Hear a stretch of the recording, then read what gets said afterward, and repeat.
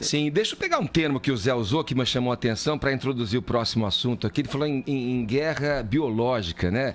E muito se aladeia com questões de teorias conspiratórias, de que isso seria uma intenção da China com esse vírus, com relação aos mercados e às bolsas internacionais, o mercado, a economia, enfim, me refiro.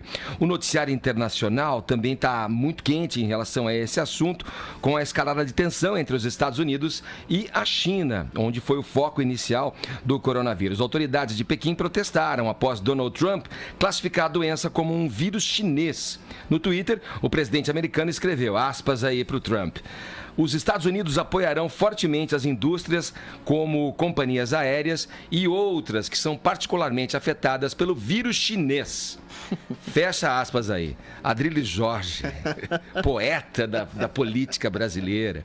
Tem um quê de xenofobia aí, como alegam os críticos do Donald Trump? Eu acho que o Trump pegou leve. A culpa desse vírus é, sobretudo, da autocracia do Partido Comunista Chinês. Olhe bem, o primeiro caso verificado foi em novembro de 2019, na cidade de Wuhan, né?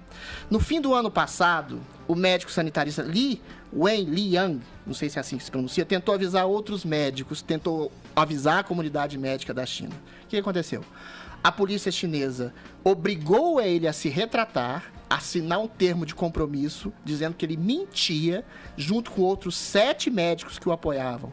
Ele foi preso e ele morreu infectado de coronavírus. Não é a primeira vez que um vírus surge na China, todo mundo sabe, e na maioria das vezes ela lucra muito com isso. Não estou dizendo de forma alguma que a China criou esse vírus, mas todo mundo sabe que a China tem um problema muito grave de alimentação com mamíferos exóticos. Esse vírus surgiu do morcego, já tinha, em 2007, médicos de Hong Kong já alertavam sobre imensos reservatórios de coronavírus em morcegos e que era uma bomba relógio que se explodir de alguma forma. Em 2002 já havia informações, por exemplo, sobre a SARS.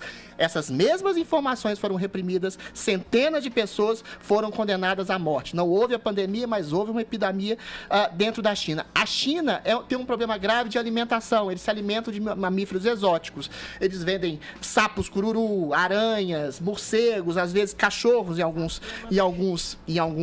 algumas regiões mais pobres. Eu acho que a OMS deveria sim apontar isso como um problema alimentício de saúde pública, porque isso gera vírus e gera reverberação. E a China é, como todos sabem, uma ditadura que não tem liberdade de expressão, não tem liberdade política, eles prendem e perseguem pessoas dos direitos humanos. Ou seja, esse tipo de controle que eles fizeram em relação às informações sobre o vírus, evidentemente, de maneira muito clara, de maneira ostensiva, ajudaram a propagar o vírus, sim. A responsabilidade é toda absoluta do governo chinês. Eles poderiam ter agido de maneira prudente. Não. Eles deixaram a primeira pessoa que alertou sobre o vírus ser presa, ser condenada e ser morta e espalhar esse vírus. Você não acha complicado ele só fazer esse tipo de associação, estigmatização por parte do Trump? Porque é a mesma coisa que você dizer que um presidente que negligenciou de alguma forma essa doença, você estaria também associando um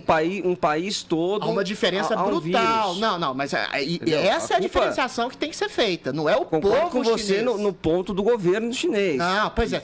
Aí concordamos plenamente.